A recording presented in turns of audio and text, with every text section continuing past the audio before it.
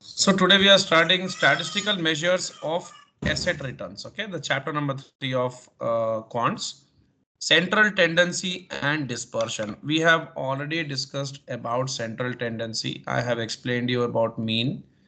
I have given some idea regarding median. I have explained about mode. See, mean I have also explained it has some issues with it associated with it. The issue is mean gets distorted because of extreme observations. Median is a very good measure of central tendency which does not get distorted because of extreme observations. That day we took an example. Let's say you go to a college and you want to know the mean salary. So one guy gets 3 lakhs, one gets 4, one gets 5, one gets 6, and one gets 1 crore, that is 100. So all in all, average the salary would be between 25 to 30 lakhs. But if I take a median salary, so you can count this 1 2 3 4 5. So n plus 1 by 2 observation. Count it 1 2 3 4 5. So 5 plus 1 6. So 5 plus 1 whole divide by 2 observation. So 6 by 2 would give you 3. So third observation, and that would be 5. So this is your mean, median. Okay, median, which is one of the measures of central tendency.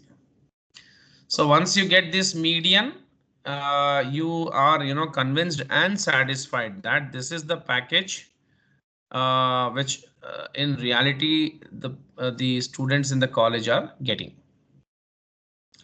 And mode is something like, if at all you take an observation and one of the observation is repeating many times, the frequency of repetition is many times, that is mode. Mode is not that usually considered or taken measure of central tendency. People go much into the if they want to calculate the average, they go into mean or median. Okay, so like there are two things. One is population mean, one is sample mean.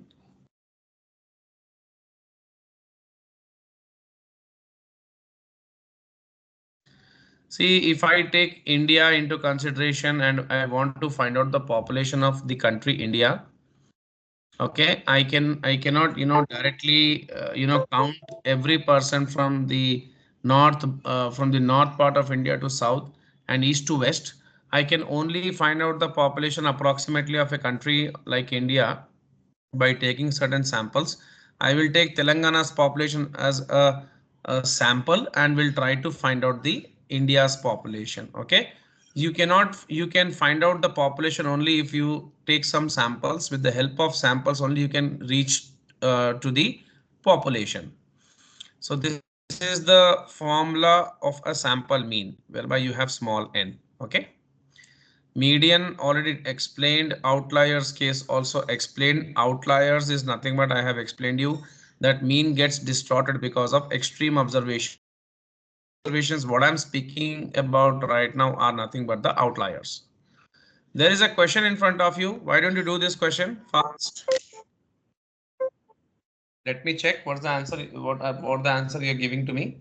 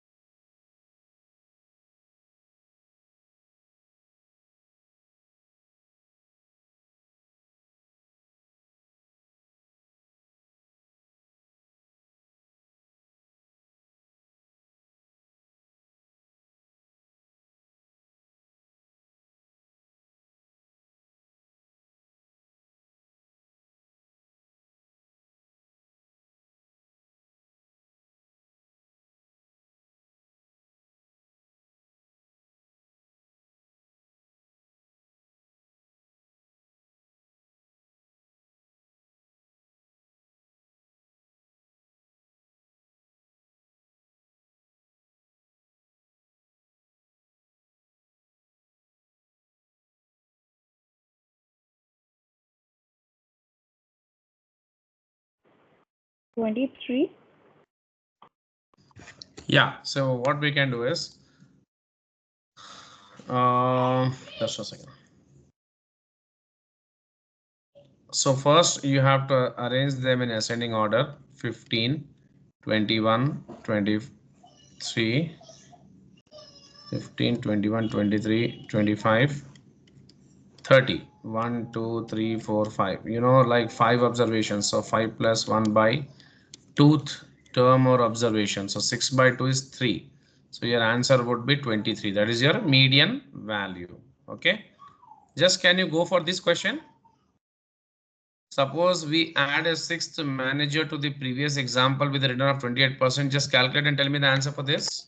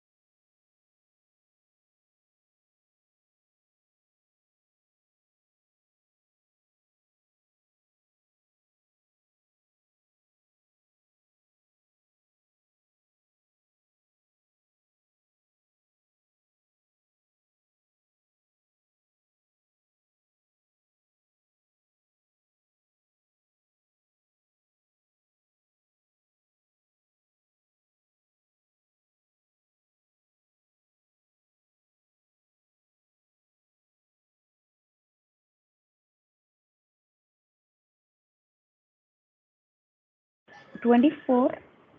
Yeah, so what you'll do is you'll take the same data and you will just do 15, 21, 23, 25, 28, 30.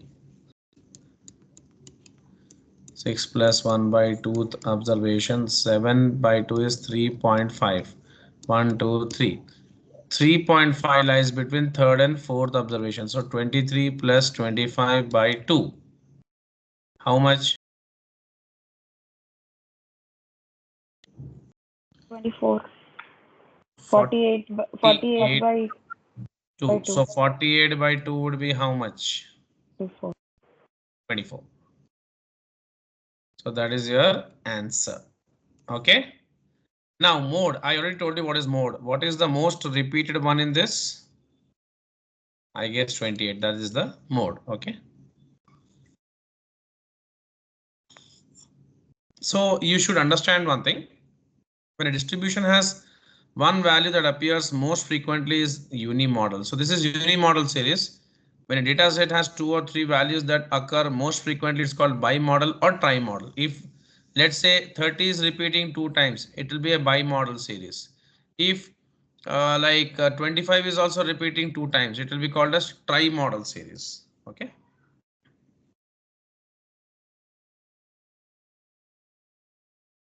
So what is the methods you can apply if you want to deal with outliers? So see, we have already discussed this in the previous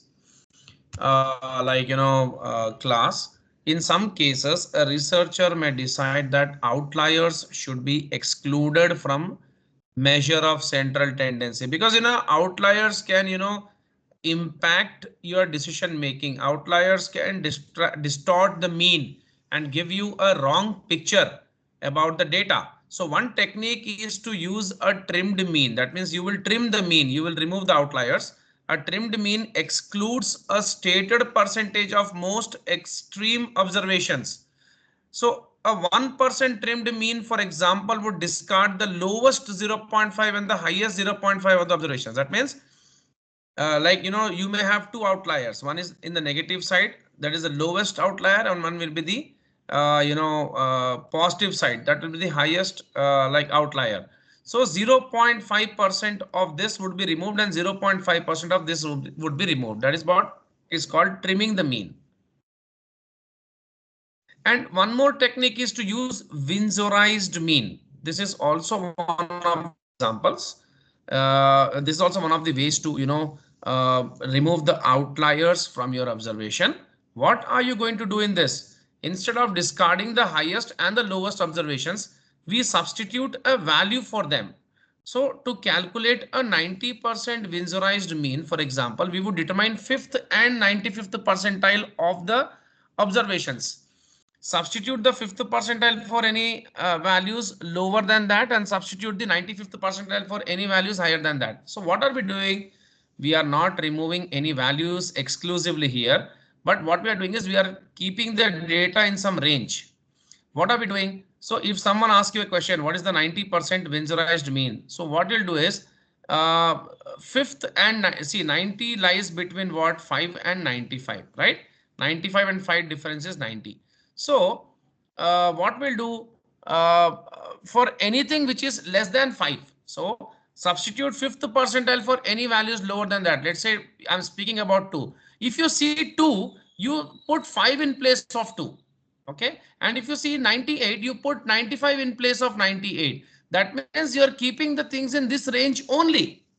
Okay, and then what you're going to do, then calculate the mean of the revised data set. Percentiles are measures of location which we will address next, so we will understand about them afterwards. See, percentile is nothing but you are dividing a data in 100 parts. That is percentile. Decile is dividing a data in 10 parts. Quartile is dividing a data set or observation into 4 parts. When you divide a data set into some parts, that means it is, it is more like, you are like properly categorizing the data. You are seeing that if I divide a data in 4 parts, this is the highest part. That means if I say this 4 parts is 100%, this particular portion is the last quarter.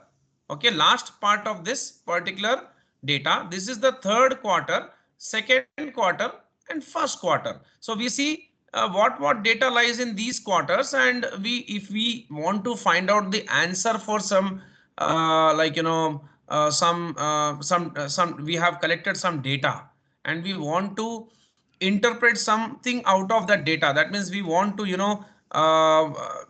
see, whenever we collect data, we collect the data for some purpose, right? We want to know, or we have some research is going on with that data. Then we if we categorize the data, if we divide the data in this way, it becomes easy for us to study the data. We will first study the first quarter, then we'll study this, then this and this. So in that way, we are studying all the data very thoroughly by dividing them into parts. Okay. That means nothing is left in this. If I divide the data in 100 parts for a big data, I am reading every part of the data. Okay, that's what. So as I discussed with you, quantile is the general term for a value at or below which a stated proportion of data in the distribution lies.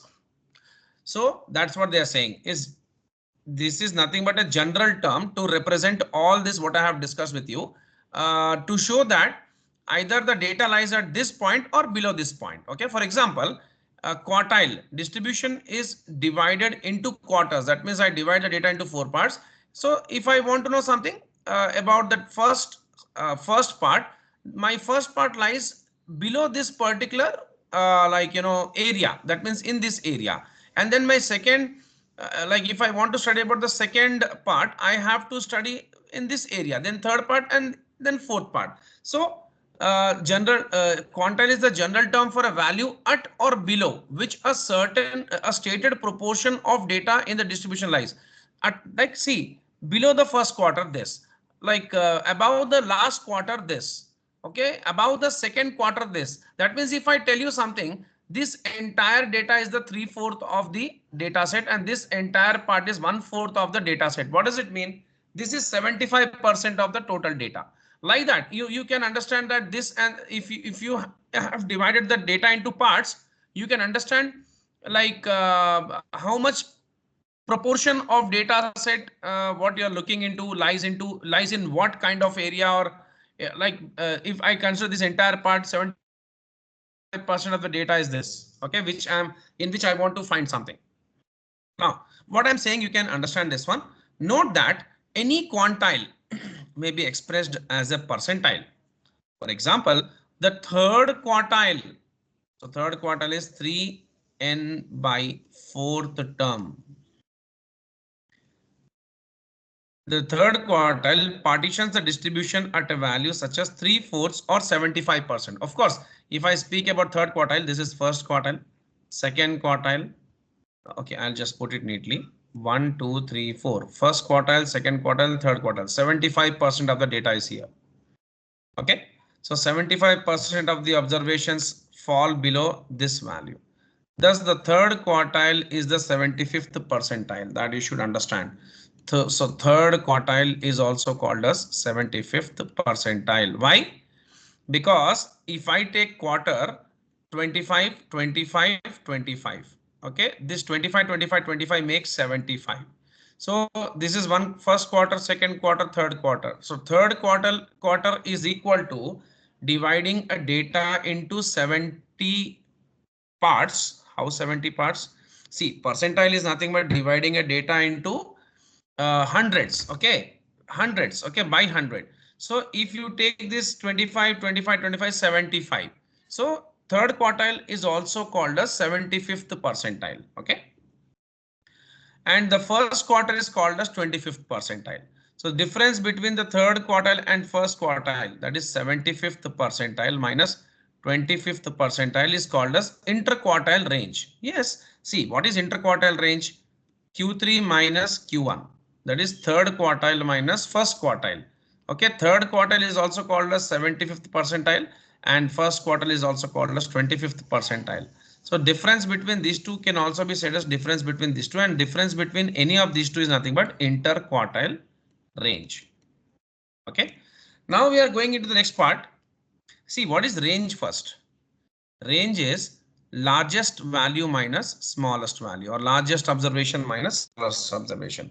If I speak about quartiles, the third quartile is the biggest quartile and the first quartile is the smallest quartile. Difference between them is interquartile range. Okay. To visualize a data set based on quantiles, we can create a box and whisker plot. Okay, just a second.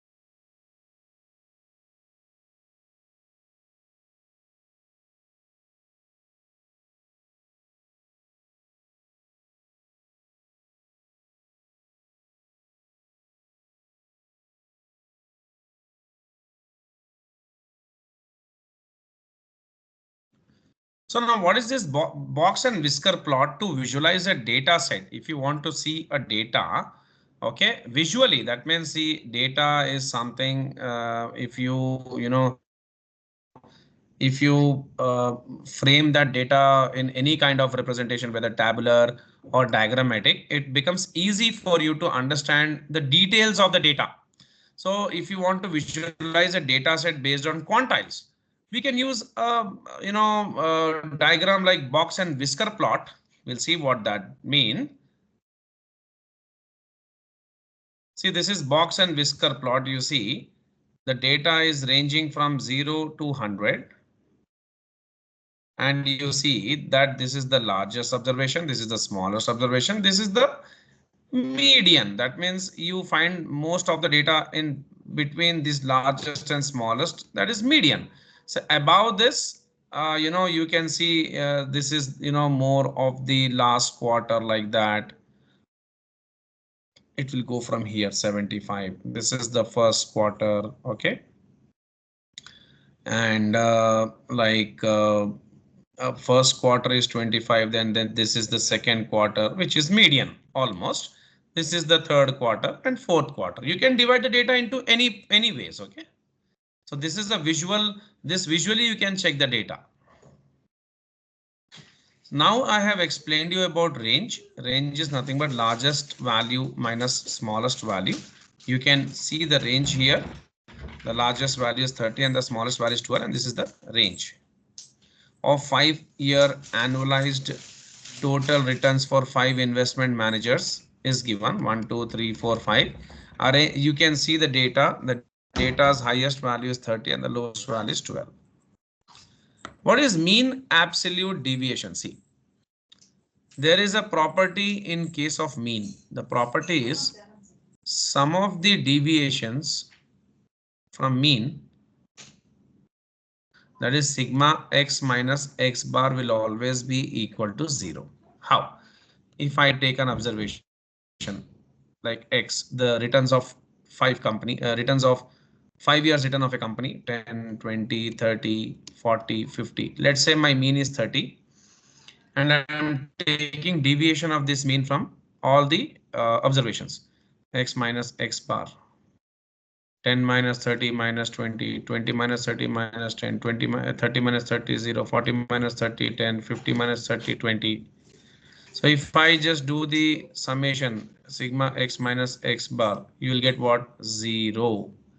So then what is the remedy? If at all the sum is always 0, the remedy is to take the modulus of this. Okay, we are just taking, we don't want the actual values, we want the absolute values. So absolute values is not with is without any kind of signs.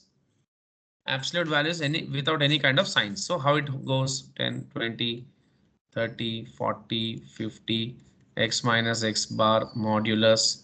So you get 20, 10, 0, 10, 20. Okay. Then what you do, you add all of them. Modulus sigma modulus x minus x bar is equal to 30, 60.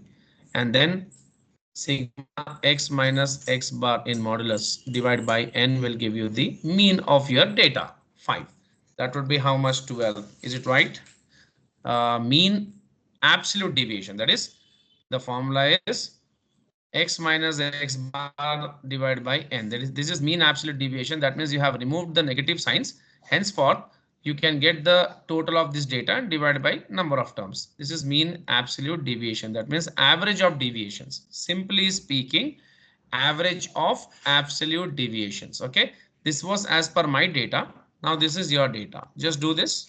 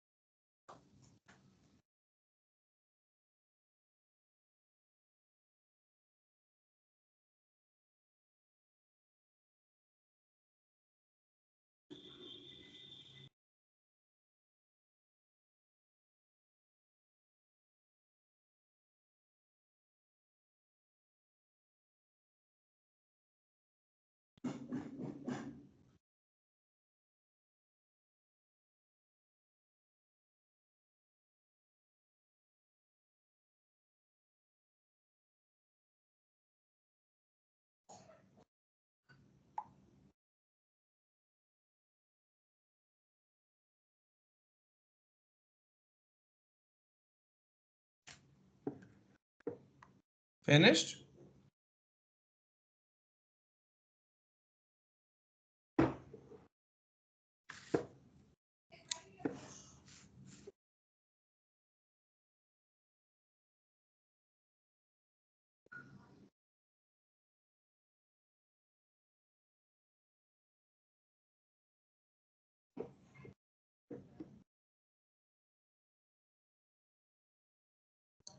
Please inform me once done. Yes.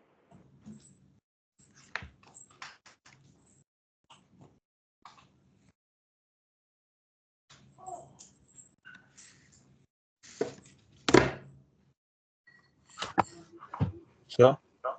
Yes, Tarun. 20 minus 22 is minus 2 now, Yes. but we are not using minus 2. We are. Okay. That's I got it. that's I That's told, right? I mentioned. got it.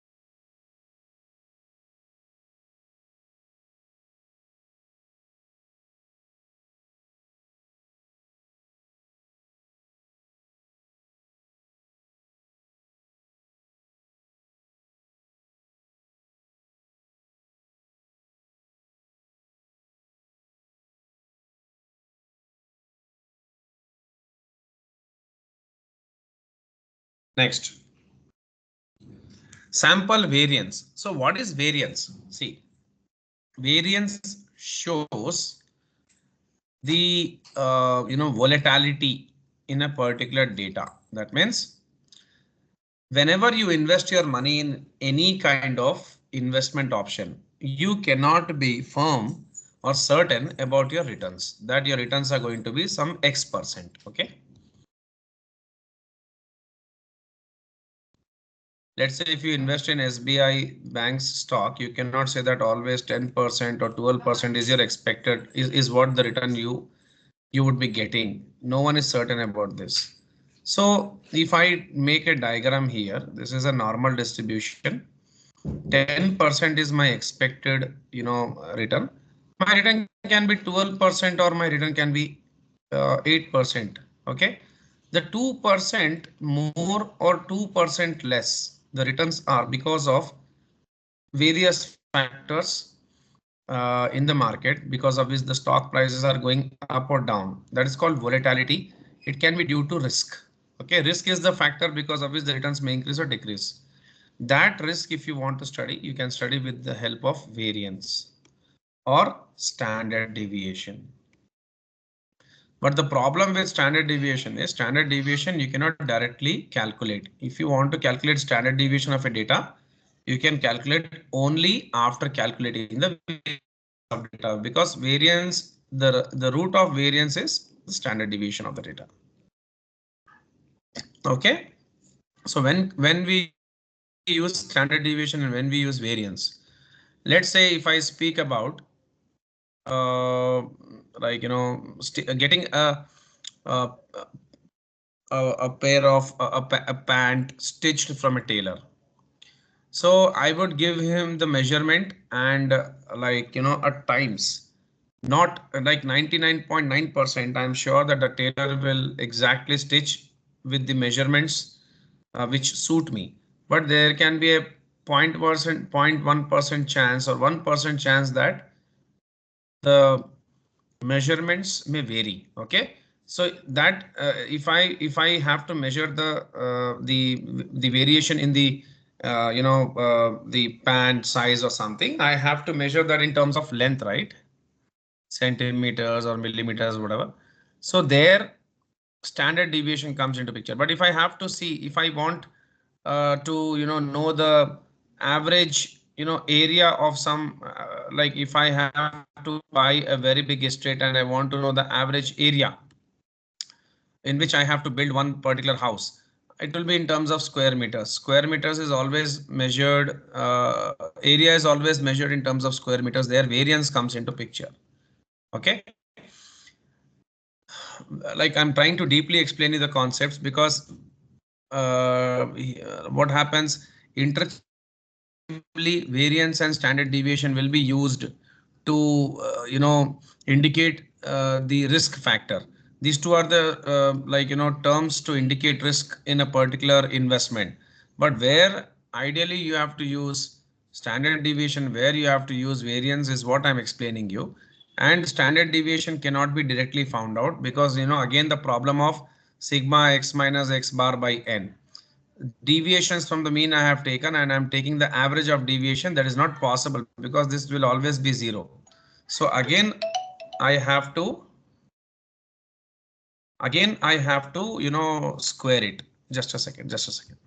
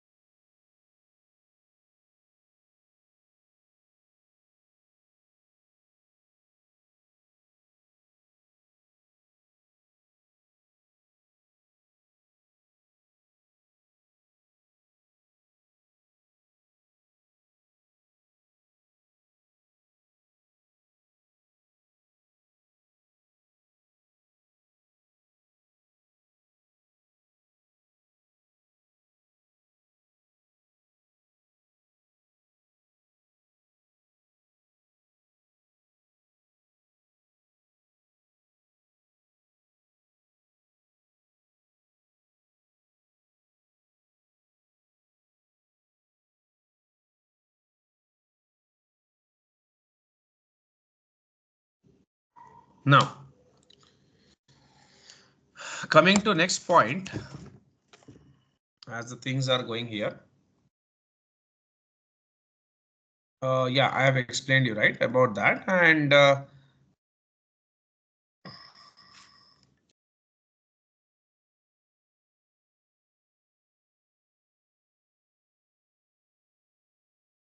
and coming to this, like you have understood, like if I go with this, it's not going to happen. So what we do, how we find out the variance to overcome this issue of this particular property of mean, whereby the sum of the deviations is always equal to zero. We would square this deviations. What we'll do, see, same thing will come